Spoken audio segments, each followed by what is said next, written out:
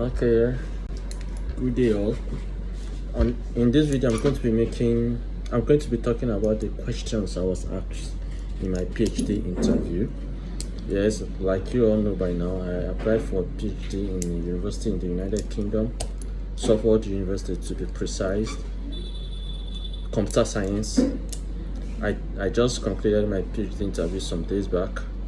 Now I'm going to be talking about what I did for the interview, what I prepared for, and the questions I was being asked. First of all, before the interview, I was informed that I'm going to be making a PowerPoint presentation on my research topic. Now, it's very important that the PowerPoint presentation is arranged accordingly. Now, what do I mean? I spoke to my intending supervisor, and he told me there were going to be 3 on the panel, 2 from my department, 1 other person, not from my field, but from the postgraduate school.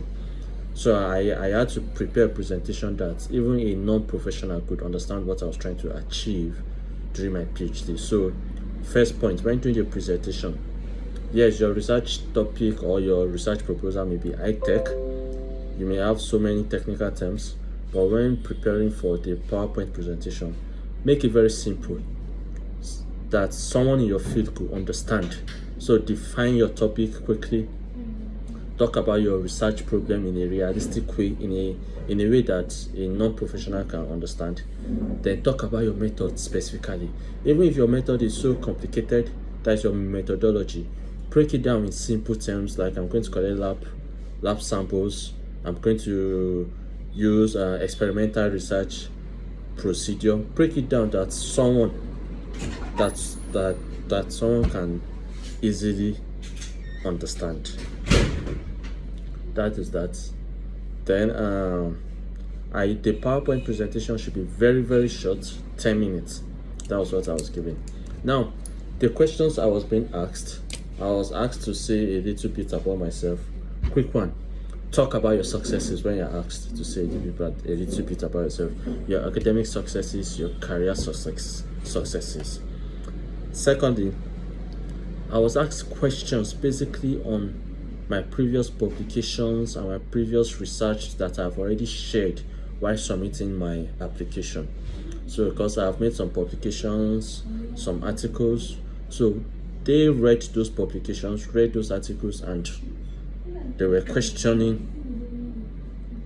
The questions came out of those research and articles I have published. So heads up, if you've had any previous publication, make sure you understand it. Make sure you read it from beginning to end over and over again before the interview, because they will test the integrity of the knowledge you publish. That means they will test to see whether actually you published that and you actually wrote that.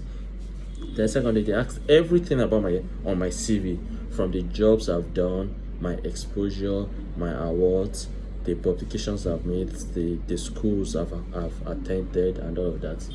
Then also, they were concerned about my financing of the PhD, so they wanted to know what I was doing in Nigeria presently.